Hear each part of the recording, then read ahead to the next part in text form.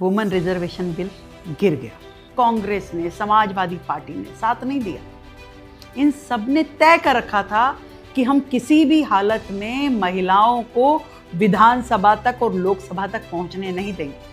कुछ भी कहा, कभी कहा कास्ट के ऊपर दो, कभी कहा रिलीजन के ऊपर रिजर्वेशन होना चाहिए, कभी कहा कि 543 पे क्यों नहीं हो रहा, कभी कह रहा है कि 850 पे क्यों हो रहा है, कभी डिलिमिटेशन, कभी परिसीमन। पर सच्चाई ये है कि ये लोग चाहते ही नहीं है कि देश की आधी आबादी 70 करोड़ महिलाएं सदन तक पहुंचे। इनको केवल अपने घर की महिलाएं अच्छी लगती हैं। अखिलेश यादव को डिंपल यादव और राहुल गांधी को सोनिया गांधी और प्रियंका गांधी। इसके अलावा भी महिलाएं हैं देश में, 70 करोड़ महिलाएं हैं। वो अपने हक की आवाज उठा रही थी, पर आपको उसमें पॉलिटिक्स करनी। आपको नरेंद्र मोदी जी ने ये कहा कि दे देना चाहिए। 1971 में 543 सीटें इस देश की तय हुई। जनसंख्या कितनी थी उस समय?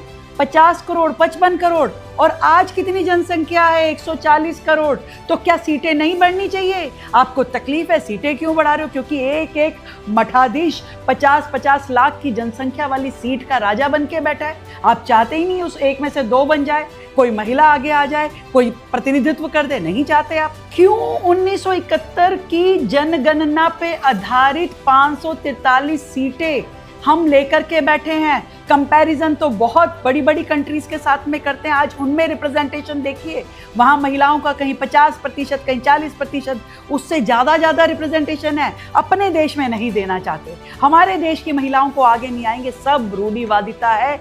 यह आपका महिला विरोधी चेहरा है जो आज देश की महिलाओं ने देख लिया। आप जाएंगे अपनी कॉन्स्टिट्यूएंसीज में, आप जाएंगे अपने क्षेत्र में, हर एक महिला आपसे पूछेगी कि आपने ऐसा क्यों किया, ये गलत किया है। और महिलाएं ये जवाब आपसे चाहिए। अपना हक तो लेके रहेंगे। जय हिंद।